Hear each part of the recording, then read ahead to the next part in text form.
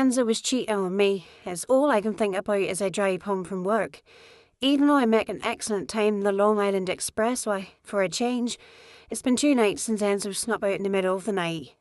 2 nights since he came home stinking of what I'm pretty sure was Suzette's perfume. And I can't seem to get it out of my head. Enzo was acting like everything is spying.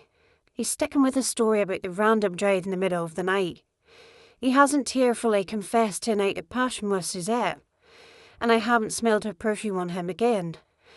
I keep trying to come up with an innocent explanation, but I can't. When Enzo and I went to bed that night, he did not smell like perfume. He obviously got up during the night, went somewhere with her in his car, and was gone until 3 in the morning.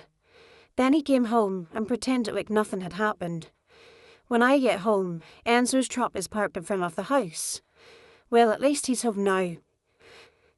Maybe I should talk to him about this.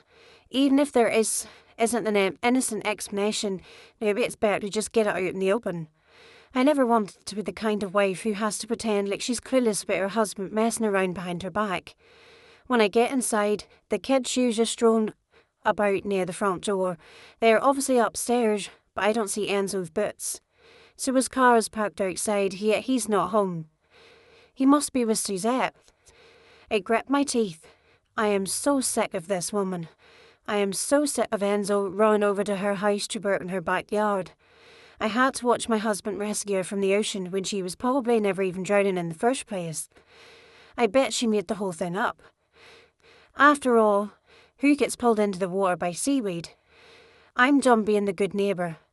I'm going to tell that woman what I think of her once and for all. Now bringing my husband home with me.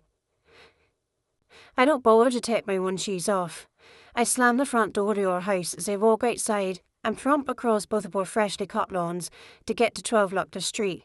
I press my thumb into the doorbell, letting it ring for far longer than I need to. No answer. I press it again, and for the second time with the same result. It's quiet inside the house. No footsteps coming to answer. Nothing. And I don't hear the sound of Enzo's equipment in the backyard.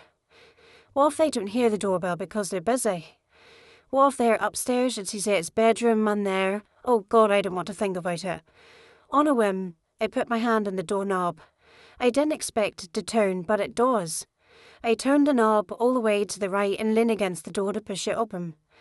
I step into the foyer of the Wells' large house. It seems quiet. I don't hear any beds or rocking upstairs, that's for sure. Suzette, I call out, and then a low growl. Enzo? Again, no answer. I walk through the foyer. Everything is still quiet. It truly doesn't sound like there is anyone home. But when I get into the living room, I notice something else. It's a distinctive odour. One that I've become very familiar with. It's the stench of blood. Why does this house smell like blood? And it's not faint. The house reeks of it. Whereas, the last time I was here, it smelled like lilacs or something. Suzette, I call out. And this time, there's a tremor in my voice. I lower my eyes, and that's when I see it. Around the corner of the stairwell, a foot sticking out, a tactile, lifeless body on the ground.